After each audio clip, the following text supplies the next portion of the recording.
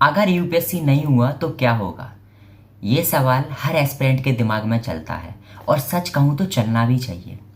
आप सभी एस्पिरेंट्स जो दिन रात मेहनत करके पढ़ाई कर रहे हैं, यूपीएससी की प्रिपरेशन कर रहे हैं, जी जान लगा रहे हैं, मैं सब समझता हूँ। बट जो आपको मेंटली कमज़ोर कर रहा है, जो आपको स्ट्रेस दे रहा है, एंजाइटी दे रहा है, वह सिर्फ ये एक सवाल है कि अगर यूपीएससी नहीं तो फिर क्या। आज मैं बात करना चाहता हूँ प्लान बी का, कि बैकअप प्लान क्या होना चाहिए यूपीएससी एस्पिरेंट का। ये वीडियो कोई स्क्रिप्ट या फिर कोई बनाई हुई वीडियो नहीं है, ये मेरी एक दिल से आप लोगों के लिए एक टॉक है, एक कन्वर्सेशन है। मैं बस अपनी बात कहना चाहता हूँ आप लोगों से। तो चलिए वीडियो शुरू करते हैं, और इस वीडियो में मैं आपको 3-4 जो यूपीएससी एस्पिरेंट के लिए एक अच्छे बैकअप प्लान हो सकते हैं, वो मैं आपको इस वीडियो में बताता हूँ।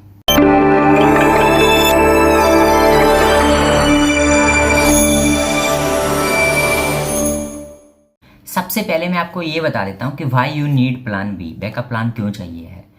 मेरा मानना है कि बैकअप प्लान, जो प्लान बी है, इसको सिलेक्ट करना कोई कमजोरी की निशानी नहीं है। ये वीकनेस नहीं है कि आपका प्लान बी अच्छा नहीं चल रहा है, सॉरी प्लान ए आपका अच्छा नहीं चल रहा है, या आपके अंदर सेल्फ डाउट है इसलिए आप प्लान बी पर कर रहे हैं। कई सारे बच्चे सोचते हैं ये कि क्यों नहीं होगा यूपीएससी, जरूर होगा, बिल्कुल होगा, ऐसा होना भी चाहिए, आपका सोच भी ऐसी ही होना चाहिए। बट प्लान बी रखना एक इंटेलिजेंट मूव है समय के साथ, एक ये होशियारी है, इंटेलिजेंट मूव है, ये कमजोरी की निशानी नहीं है सबसे पहले।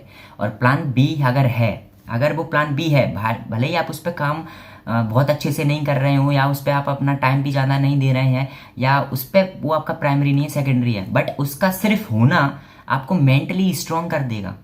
क्योंकि आपके पास एक एक फोमो नहीं रहेगा, फियर ऑफ मिसिंग आउट नहीं रहेगा कि अगर ये नहीं होगा तो उसके बाद जब मेरे अटैम्प्ट्स ख़त्म हो जाएंगे, और जब मैं अटैम्प्ट्स ख़त्म होने के बाद जहाँ पर मैं खड़ी होंगी या खड़ा होऊंगा तो मेरे पास कुछ भी नहीं होगा। तो एटलीस्ट मेरे पास कुछ ऐसी स्किल रहे, कुछ ऐसा एक स्ट्रॉन्ग बैकअप प्लान रहे कि मैं उस पर काम कर पाऊँगा। इससे आपको मेंटली एक सपोर्ट मिलता है। भले ही आप उस पर करें ना करें वो अलग चीज़ है, बट होना ज़रूरी है। तो इसलिए यू नीड प्लान बी और अ बैकअप प्लान, ठीक है, क्योंकि आपको सपोर्ट चाहिए मेंटली। और अगर वो स्किल हम सीख लेंगे, जो भी अपना प्लान बी रहेगा उस पर काम हम पैरेलली करते रहेंगे, तो हमारा फ्यूचर में थोड़ा सा सही रहेगा। आई थिंक आप समझ रहे होंगे। तो कौन से ऐसे जो बैकअप प्लान हो सकते हैं जो एक यूपीएससी एस्पिरेंट के लिए हो सकते हैं, ये सारी चीज़ें मैंने सोचा है। तो देखो, सबसे पहले तो यूपीएससी का जो सिलेबस है वो बहुत वास्ट है, और आप लोग बहुत दिन रात मेहनत करते हैं। लाइब्रेरी में बच्चे 15-15 घंटे, 12-12 घंटे पढ़ते रहते हैं। बहुत मतलब नॉलेज सबके पास इनफ रहती है, चाहे वो प्रीलिम्स या मेंस फेल्ड रहे हों या जो भी है, तो उनके पास बढ़िया नॉलेज रहती है। तो आप जब आपके पास इतनी नॉलेज है तो उसका यूज करना चाहिए, स्टेट पीसीएस देना चाहिए, ठीक है। जितने भी डिफरेंट आपके लैंग्वेज बेल्ट में अगर आ रहे हैं वो आप सारे ट्राई करने चाहिए, state PCS. Then state PCS के साथ साथ जो लोअर पीसीएस या वनडे एग्ज़ाम, सारे जितने भी एग्ज़ाम्स हैं, आरओ ही आरओ, सारे ट्राई करना चाहिए। ये नहीं सोचना चाहिए कि हम यूपीएससी कर रहे हैं यही करेंगे, ईगो पे नहीं लेना होता है, हमको ट्राई करना है सारी चीज़ें। और यूपीएससी को एक जो प्राइमरी फोकस देकर सफिशिएंट टाइम दीजिए कि हाँ 2 अटैम्प्ट्स मैं यहाँ पे दूंगा, 3 अटैम्प्ट्स यहाँ पे दूंगा, उसके बाद मुझे साथ में, ऐसा नहीं है कि छोड़ दूंगा यूपीएससी, करो आप उसको, बट साथ में इस पे भी टाइम दो, फोकस भी करो। तो स्टेट पीसीएस और अदर जो भी वनडे एग्जाम्स और गवर्नमेंट एग्जाम्स हैं उस पर भी फोकस करना चाहिए। हाँ, मैं ये नहीं कह रहा कि आप पूरा ही सिलेबस, ऐसा कुछ एग्जाम पैटर्न चेंज है, कुछ नया आपने सेलेक्ट कर लिया उसके लिए फिर दोबारा मेहनत कर रहे हो, ऐसा नहीं। जो सिलेबस अलाइन कर रहा है आपका उसको आप देना चाहिए, ये मैं समझता हूँ।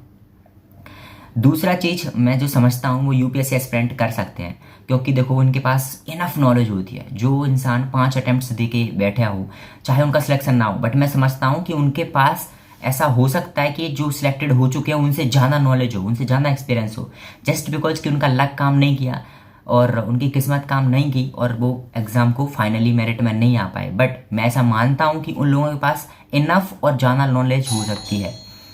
तो जब यूपीएससी एस्पिरेंट इतनी नॉलेज होती है हर सब्जेक्ट्स की, तो कोई एक सब्जेक्ट्स पकड़ कर, जैसे आपने कोई सब्जेक्ट्स ले लिया, हिस्ट्री या पॉलिटी, आपका बेस्ट सब्जेक्ट है वो, आप उस पर खूब मेहनत करिए, बहुत, आपका ऑप्शनल है, आप ऑप्शनल को लीजिए अच्छे से, एक सब्जेक्ट को पकड़ कर उस पर कमांड बना लीजिए सब्जेक्ट पर। आप उसमें पोस्ट ग्रेजुएशन कर सकते हैं, आपने एमए कर लिया, सब्जेक्ट पे कर लिया। अगर वो सब्जेक्ट अपने पास अच्छे से रहेगा तो हम उस सब्जेक्ट्स को कहीं पर भी आराम से टीचिंग कर सकते हैं। प्राइवेट कोचिंग्स में हो, जैसे ये जितने भी स्टार्टअप हैं न्यू जो भी कोचिंग्स का ये चलता है, यूट्यूब पर है, हर जगह स्टडी ग्लो, स्टडी IQ, अड्डा 24, ये जितने भी हैं हम इस पे कर सकते हैं टीचिंग, क्योंकि हमारे सब्जेक्ट पे कमांड रहेगी।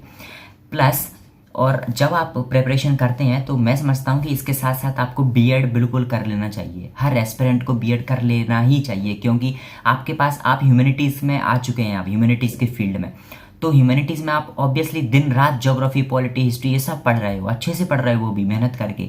अगर आप बीएड कर लोगे तो आपके पास एक पूरा, आपके पास लाइन खुली रहेगी कि हाँ मैं टीचिंग कर सकता हूँ। और एस्पिरेंट से अच्छा टीचर कौन हो सकता है? आप बताइए। यूपीएससी एस्पिरेंट से अच्छा टीचर नहीं हो सकते, क्योंकि उनके पास इनफ नॉलेज है। बट हाँ, अगर आपने ईमानदारी से पढ़ा है तो ये चीज़ भी है।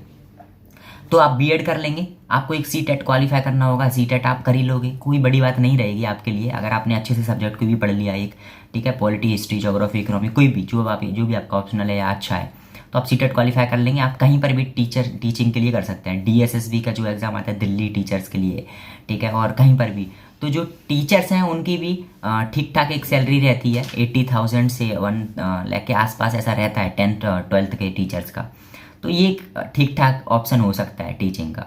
तो बीएड बिल्कुल करना चाहिए सभी को।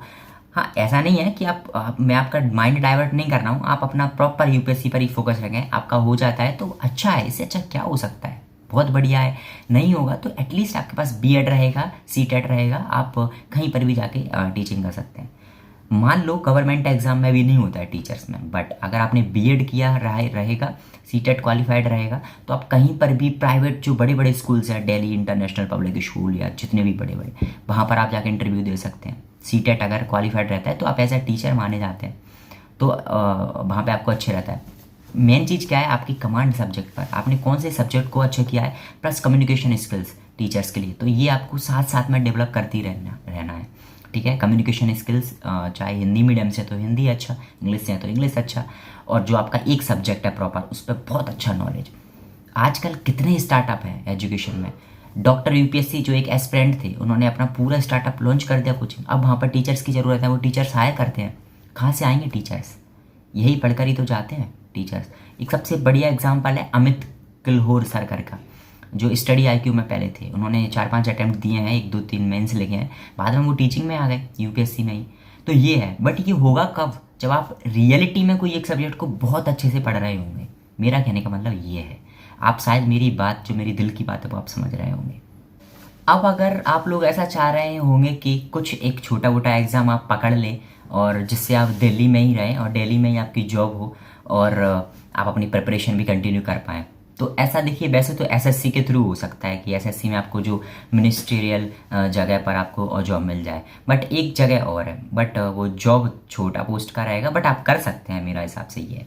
तो वो एग्ज़ाम का नाम है CSIR एग्ज़ाम, टाइपिंग बेस्ड ये जॉब है। अगर आप टाइपिंग की प्रैक्टिस साथ में करते रहेंगे टाइपिंग का, तो उसमें कुछ 35 वर्ड लिमिट रहता है पर मिनट, और हिंदी टाइपिंग के लिए 30 मिनट्स। अगर वो कर लोगे, और CSIR का एग्ज़ाम बहुत ही लाइक 1-2 पेपर उसमें होते हैं ईजी से, आप अगर मैनेज कर लेंगे अच्छे से तो हो जाएगा। और उसमें आपका 36-40 के बीच में कुछ पे रहता है, तो मैं समझता हूँ ठीक ठाक है अगर आपको सस्टेन करने के लिए लेना है तो। और दिल्ली में ही आपकी उसमें पोस्टिंग मिल जाती है, डिफरेंट जो भी मिनिस्ट्रियल है, इसमें टाइपिस्ट टाइप का जो जॉब होता है ये है। अगर आप टाइपिंग को साथ में करते रहेंगे, टाइपिंग एक स्किल है, अगर आप साथ में करते रहेंगे तो हर स्टेट में अलग अलग जगह टाइपिस्ट की जॉब आती हैं। जैसे जो यूपी हाई कोर्ट में है, इलाहाबाद हाई कोर्ट में, ऐसे MP में भी हर जगह, तो वहाँ पे 30 हाई कोर्ट में तो सिर्फ 30 वर्ड्स पर मिनट चाहिए होता है, बट CSIR क्योंकि एक सेंट्रल एग्ज़ाम है वहाँ पे, तो इसलिए 35 इंग्लिश वर्ड और हिंदी के 30। तो ये चीज़ है। बाकी एग्ज़ाम के बारे में और अगर डिटेल में बताऊँ मैं करने के लिए, तो मैं बोर्ड पे समझा देता हूँ जो भी है, ठीक है। बट देखो, मैं ये नहीं कह रहा हूँ, अब कुछ बच्चे बोलेंगे कि भैया यूपीएससी से सीधा टाइपिस्ट बनवा रहा है, नहीं, मैं ऐसा नहीं कह रहा हूँ। आप बात समझो, मतलब बहुत सारे बच्चे होते हैं जिनको सिर्फ जॉब चाहिए होती है, कैसे भी जॉब मिल जाए, दिल्ली में रहें, कुछ पैसा मिल जाए, वो चाहते हैं कि घर से पैसा लेना बंद हो जाए, हम खुद इंडिपेंडेंट हो जाएं, एक छोटी सी जॉब पकड़ लें, उसके बाद पढ़ लेंगे, जो करना होगा कर लेंगे। इसलिए मैं बता रहा हूँ, मैं ये नहीं कह रहा कि ये बैकअप में नहीं है, बैकअप में वो था जो टीचिंग का था, ये सिर्फ सस्टेन करने के लिए है कि आप जब तक ये कर लो उसके बाद कुछ और करना ही पड़ेगा, ये बैकअप में नहीं है। तो कोई भी लोग ये मत बोलना कि भैया हमको यहाँ से यहाँ ले जा रहे हैं, ऐसा नहीं है। वो जो जिसको ज़रूरत होगा वो समझ पा रहा होगा कि मैं क्या बोल रहा हूँ। तो CSIR एग्ज़ाम है, उसके बारे में आपको थोड़ा सा सर्च कर ले, एक्सप्लोर करें उसको थोड़ा, तो आपको वो बहुत हेल्पफुल रहेगा। ये वो एग्ज़ाम है CSIR एग्ज़ाम, और टाइपिंग बेस्ड है। इसमें इंग्लिश का 35 वर्ड्स पर मिनट चाहिए होता है, और इसमें 30 वर्ड्स हिंदी में पर मिनट।